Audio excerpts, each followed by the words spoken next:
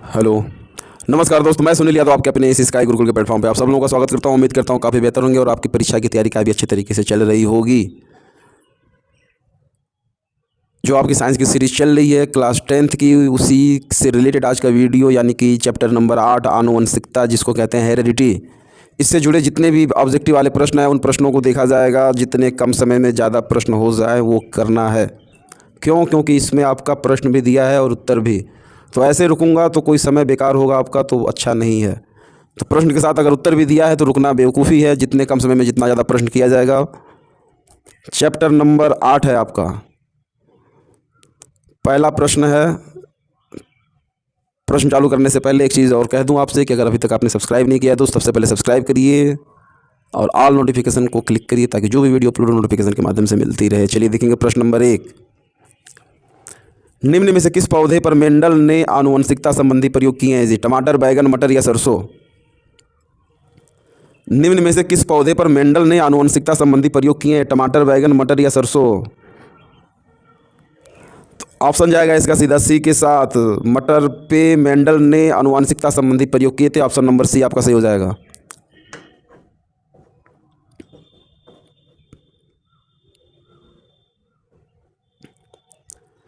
देखेंगे प्रश्न नंबर 2 को।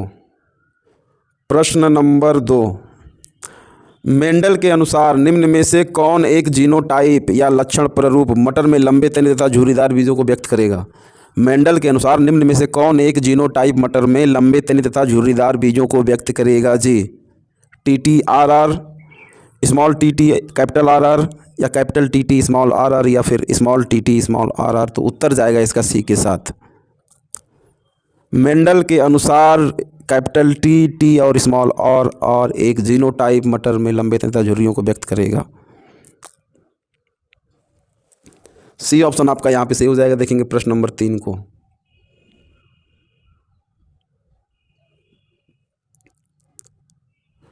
मटर के लंबे पौधे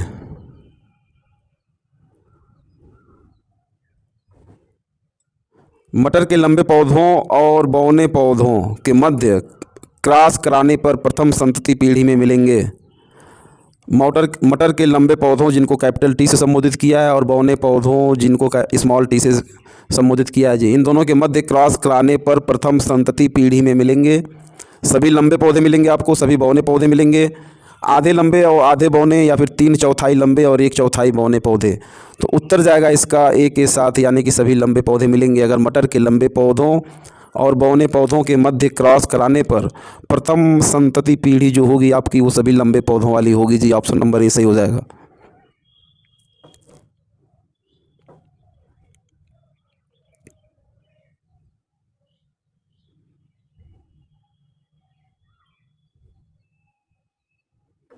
मेंडल का प्रायोगिक पौधा था। प्रश्न नंबर 4, मेंडल का प्रायोगिक पौधा था जी मीठी मटर, उदान मटर, सरसों या फिर गुड़हल? तो उत्तर जाएगा इसका बी के साथ। मेंडल का प्रायोगिक पौधा जो था वो था आपका उड़ान। ऑप्शन नंबर बी सही हो जाएगा। प्रश्न नंबर 4 का ऑप्शन नंबर बी सही हो जाएगा जी। मेंडल का प्रायोगिक पौधा जो था वो था उद्यान मटर, बी ऑप्शन सही। देखेंगे प्रश्न नंबर 5 को। डीएनए के रज्जु किसके द्वारा जुड़े होते हैं? जी, पेप्टाइड बंध के द्वारा, सहसंयोजी बंध के द्वारा, ग्लाइकोसाइडी बंध के द्वारा या हाइड्रोजन बंध के द्वारा? डीएनए के रज्जु किसके द्वारा जुड़े होते हैं? पेप्टाइड बंध, सहसंयोजी बंध, ग्लाइकोसाइडी बंध या फिर हाइड्रोजन बंध? तो उत्तर जाएगा इसका डी के साथ। डीएनए के रज्जु ये आपके हाइड्रोजन बंध के द्वारा जुड़े होते हैं। ऑप्शन नंबर डी सही हो जाएगा। प्रश्न नंबर 6 आपका कि आनुवंशिकी के पिता हैं, आनुवंशिकी के पिता हैं एच जे मुलर या फिर चार्ल्स डार्विन या फिर ग्रेगर जॉन मेंडल या फिर जे.डी. वाटसन? तो उत्तर जाएगा इसका सी के साथ। आनुवंशिकी के पिता हैं आपके Gregor John Mendel. Option number C सही हो जाएगा।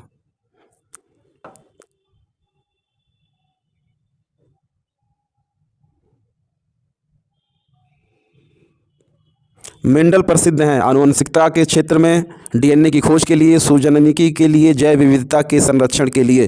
तो उत्तर जाएगा इसका ए के साथ। मेंडल प्रसिद्ध हैं आनुवंशिकता के क्षेत्र के लिए। ऑप्शन नंबर ए आपका सही हो जाएगा 7 का। बात करेंगे प्रश्न नंबर 8 के। बात। मटर के पौधों पर अपने प्रयोगों में मेंडल ने किस लक्षण का प्रयोग नहीं किया था जी? मटर के पौधों पर अपने प्रयोगों में मेंडल ने किस लक्षण का प्रयोग नहीं किया था? पुष्प की स्थिति का, बीज का रंग, फली की लंबाई या फिर बीज की आकृति। तो मटर के पौधों पर अपने प्रयोगों में मेंडल ने फली की लंबाई पर प्रयोग नहीं किया था। सी ऑप्शन आपका सही हो जाएगा, ऑप्शन नंबर सी, फली की लंबाई। बात करेंगे प्रश्न नंबर 9 की। प्रश्न नंबर 9, निम्न में से कौन सा जीनोटाइप शुद्ध गोल बीजों को प्रदर्शित करता है? निम्न में से कौन सा जीनोटाइप शुद्ध गोल बीजों को प्रदर्शित करता है जी? स्मॉल टी, कैपिटल टी और स्मॉल टी, स्मॉल टी और कैपिटल टी, या फिर आर आर। तो उत्तर जाएगा इसका डी के साथ। जीनोटाइप शुद्ध गोल बीजों को प्रदर्शित करता है आपका आर आर, यानी कि इस ऑप्शन नंबर डी सही हो जाएगा। बात करेंगे 10वें प्रश्न की। युग्मनज में गुणसूत्रों की संख्या कितनी होती है? 4x, 3x, 2x या x? तो उत्तर जाएगा सी के साथ, यानी युग्मनज में गुणों सूत्रों की संख्या होती है आपकी 2x। ऑप्शन नंबर सी सही हो जाएगा।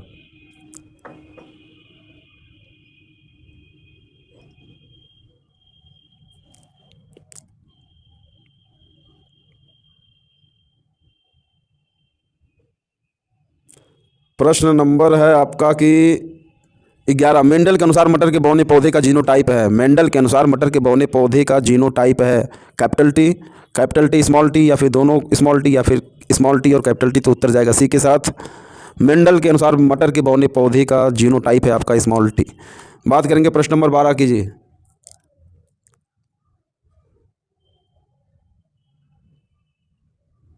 प्रश्न नंबर 12, एक मेंडेलियन प्रयोग में मटर के लंबे पौधे जिस पर बैंगनी पुष्प थे का क्रॉस मटर के बौने पौधे जिस पर सफ़ेद पुष्प थे से कराया गया। एक मटर का लंबा पौधा है जिस पर बैंगनी पुष्प थे, और एक बौना पौधा है मटर का जिस पर सफ़ेद पुष्प थे। दोनों का क्रॉस कराया गया। संतति में सभी पौधे बैंगनी पुष्प वाले लेकिन लगभग आधे बौने थे। इसके अनुसार लंबे पौधों आनुवंशिक ढांचा निम्नवत प्रयुक्त किया जा सकता है। तो आपको बताना है कि किस अनुसार होंगे। सभी पौधे आपके बैंगनी पुष्प वाले तो हैं, लेकिन लगभग आधे बौने थे उसमें से। मटर का एक लंबा पौधा जिस पर बैंगनी पुष्प है, और एक मटर का बौना पौधा जिस पर सफ़ेद पुष्प है। दोनों का क्रॉस कराया गया और संतति में सभी पौधे आपके बैंगनी पुष्प वाले मिले, लेकिन लगभग आधे बौने थे। तो इसके अनुसार लंबे पौधों आनुवंशिक ढांचा निम्नवत प्रयुक्त किया जा सकता है। किस तरीके से उसको प्रयुक्त किया जा सकता है वो ये बताना आपको। 4 ऑप्शन है, कैपिटल टी और कैपिटल डब्लू से, कैपिटल टी और स्मॉल डब्लू से, कैपिटल टी स्मॉल टी और डब्लू कैपिटल डब्लू से, या फिर इस capital T small T capital W और स्मॉल डब्लू से। तो उत्तर जाएगा इसका सी के साथ। कैपिटल टी और स्मॉल टी और कैपिटल डब्लू से इसको प्रयुक्त किया जा सकता है। सी ऑप्शन सही। प्रश्न नंबर 13, जीन पद का सर्वप्रथम प्रयोग किसने किया था जी? जीन पद का सर्वप्रथम किसने प्रयोग किया था? मेंडल ने, जोहानसन ने, बीजमान ने, या एरी ने? तो उत्तर जाएगा इसका बी के साथ। जीन पद का सर्वप्रथम प्रयोग जिसने किया था वो था आपका जोहानसन। बी ऑप्शन सही।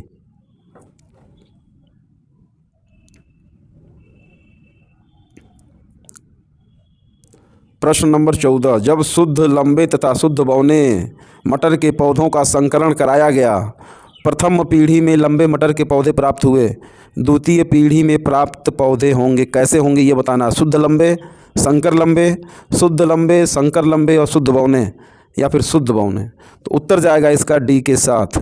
जब शुद्ध लंबे तथा शुद्ध बौने मटर के पौधों का संकरण कराया गया, प्रथम पीढ़ी में लंबे मटर के पौधे प्राप्त हुए, द्वितीय पीढ़ी में प्राप्त होने वाले जो पौधे होंगे वो आपके शुद्ध लंबे होंगे, संकर लंबे होंगे और शुद्ध बौने भी होंगे। तो डी ऑप्शन आपका सही हो जाएगा प्रश्न नंबर 14 का। 15वें की बात करेंगे कि एक संकर संकरण में F1 पीढ़ी में शुद्ध लक्षण तथा संकर पौधों का प्रतिशत अनुपात कितना है? एक संकर संकरण में F1 पीढ़ी में शुद्ध लक्षण तथा संकर पौधों का प्रतिशत अनुपात कितना है जी? 1/3, 3/1, 1/1 या 2/3। तो उत्तर जाएगा इसका सी के साथ। एक संकरण में F1 पीढ़ी में शुद्ध लक्षण तथा संकर पौधों का प्रतिशत अनुपात है 1/1। ऑप्शन नंबर सी सही।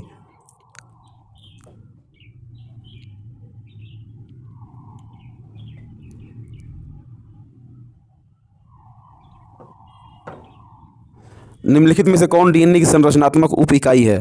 प्रोटीन, कार्बोहाइड्रेट, आरएनए और न्यूक्लियोटाइड। निम्नलिखित में से डीएनए की संरचनात्मक उप इकाई कौन सी है जी? प्रोटीन, कार्बोहाइड्रेट, आरएनए या न्यूक्लियोटाइड। तो उत्तर जाएगा इसका डी के साथ, न्यूक्लियोटाइड है जो आपका डीएनए की संरचनात्मक उप इकाई है। ऑप्शन नंबर डी सही। 17वें की बात करेंगे तो विपर्यासी लक्षणों का युग्म कहलाता है, क्या कहलाता है? एलील, डिटर्मिनेंट, समयुग्मनज जी, समजात। तो उत्तर जाएगा इसका ए के साथ, विपर्यासी लक्षणों का युग्म कहलाता है आपका एलील। ऑप्शन नंबर ए सही।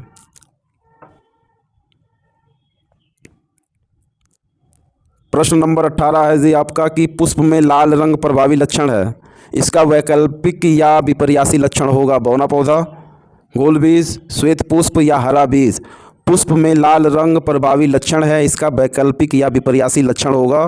बौना पौधा या गोल बीज या श्वेत पुष्प या हरा बीज। तो उत्तर जाएगा सी के साथ, पुष्प में लाल रंग प्रभावी लक्षण है, इसका वैकल्पिक या विपर्यासी लक्षण होगा आपका श्वेत पुष्प। सी ऑप्शन आपका सही हो जाएगा। बात करेंगे प्रश्न नंबर 19 की।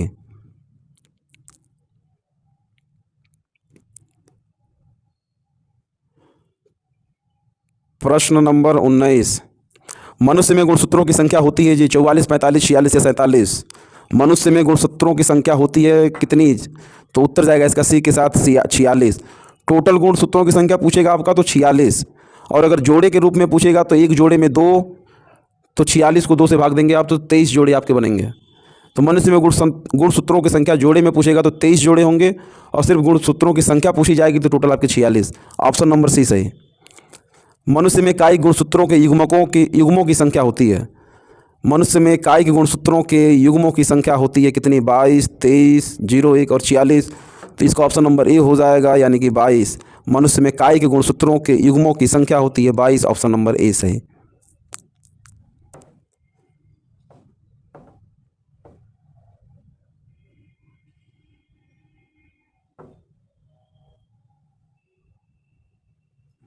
निम्न में से कौन मानव मादा का जीनोटाइप होगा जी? निम्न में से कौन मादा का जीनोटाइप होगा? XY,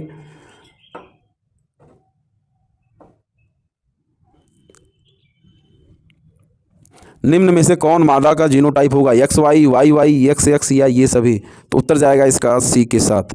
मानव मादा का पूछेगा तो जीनोटाइप तो XX होंगे, और मानव नर का जीनोटाइप पूछेगा तो आपका XY हो जाएगा। लेकिन यहाँ पे मादा का पूछा है तो वो आपका ऑप्शन नंबर सी सही हो जाएगा, XX।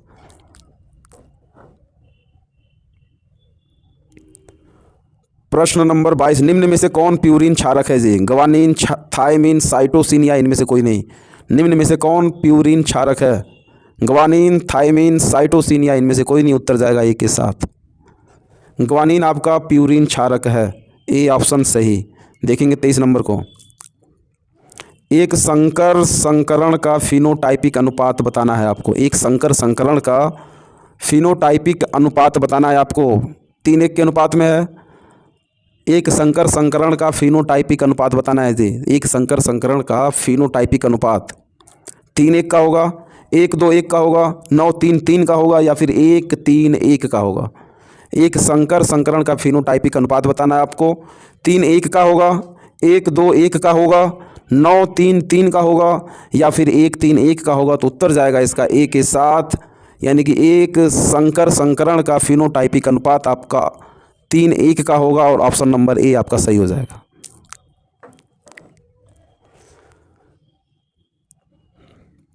इस चैप्टर का ये आखिरी प्रश्न, प्रश्न नंबर 24, एक संकर संकरण का जीनोटाइपिक अनुपात।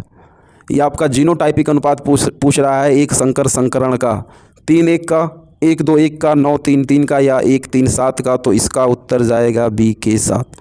एक संकर संकरण का जीनोटाइपिक अनुपात आपका 1:2:1 का होगा। ऑप्शन नंबर बी सही। तो इस तरीके से टोटल 24 प्रश्न जी, 24 प्रश्न चैप्टर नंबर 8 जिसको कहते हैं आनुवंशिकता, यानी कि हेरिडिटी। 24 प्रश्न थे ऑब्जेक्टिव वाले, 1 नंबर वाले आपके वो कंप्लीट हो चुके हैं। अगर बाद से देखना चालू किए होंगे तो आप प्ले लिस्ट में जाके दोबारा इसको देख सकते हैं। इसके पहले के चैप्टर कंप्लीट हो चुके हैं, वो भी आप प्ले लिस्ट में देख सकते हैं जाके। एक चीज़ और, अगर अभी तक आपने सब्सक्राइब नहीं किया है तो सबसे पहले सब्सक्राइब करिए, लाइक करिए और अधिक से अधिक संख्या में शेयर करिए। मैं आपसे फिर मिलूँगा अगले चैप्टर में कुछ नए प्रश्नों के साथ, कुछ नए टॉपिक के साथ। तब तक के लिए जय हिंद, जय भारत।